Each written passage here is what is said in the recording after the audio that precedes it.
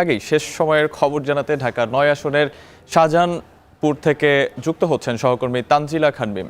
মিম, নির্ধারিত সময়ে যে ভোট গ্রহণ শেষ হওয়ার কথা ছিল সেটা নিশ্চয়ই শেষ হয়েছে কিনা সেটা জানাবেন, এবং এখন পর্যন্ত ভোট কেন্দ্রের চিত্রটা কি জানাবেন বিস্তারিত।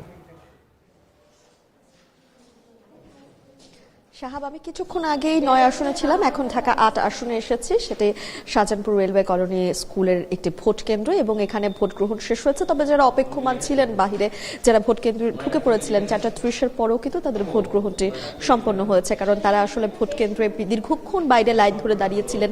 তারা ভেতরে এসেছিলেন, নানা কাজ সামলে তাদেরকে ভোট দিতে আসতে হয়েছে। তো সেই জায়গা থেকে সেই নিয়মটি মেনেই কিন্তু আসলে তাদের ভোট গ্রহণ করা হয়েছে। এবং এখানে সহকারী প্রিজাইডিং অফিসার থেকে শুরু করে পোলিং এজেন্টরা রয়েছে। এবং এটি কিন্তু একটু বলতে চাই শাহাব, একটি কেন্দ্র যেই শাহজাহানপুরে অবস্থিত একটি কেন্দ্র, যেই কেন্দ্রটি নিয়ে ভোট জালিয়াতি হচ্ছে বা জালিয়াতি হচ্ছে এরকম একটি অভিযোগ কিন্তু 11 দলীয় ঐক্য জোটের প্রার্থী নাসির উদ্দিন পাটোয়ারি করেছেন।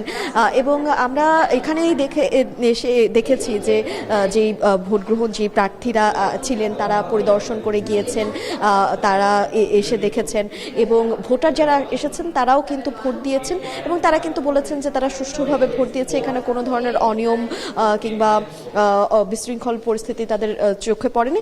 তবে তাছাড়া কিন্তু আসলে এখন যেহেতু ভোট গ্রহণ একদম শেষ, তো সেই তারপরে আসলে ভোট গণনা শুরু হবে, এরপরে ভোটের ফলাফল, তারপরে আসলে জানা যাবে। ঢাকা ৮ আসন নিয়ে এত বেশি জল্পনা কল্পনা হয়েছে, এই ঢাকা ৮ আসন অনেক বেশি আলোচিত হয়েছে, কিন্তু সব কিছুকে ছাপিয়ে আসলে কে এই ঢাকা ৮ আসন থেকে সংসদে যাবেন সেটি জানা যাবে। তবে যারা এই ঢাকা ৮ আসনের ভোটার রয়েছেন তারা বলেছেন যে তারা এমন কাউকেই প্রার্থী হিসেবে চান যিনি সৎ হবেন, বা যিনি আসলে এই ঢাকা ৮ আসনের ভোটারদের কথা সত্যিকার অর্থে ভাববেন, এবং তাদের কথাগুলোই তিনি যে সংসদ উত্থাপিত করবেন, এমন কাউকেই তারা আসলে সংসদে চান এই ঢাকা ৮ আসন থেকে প্রতিনিধিত্ব করবে।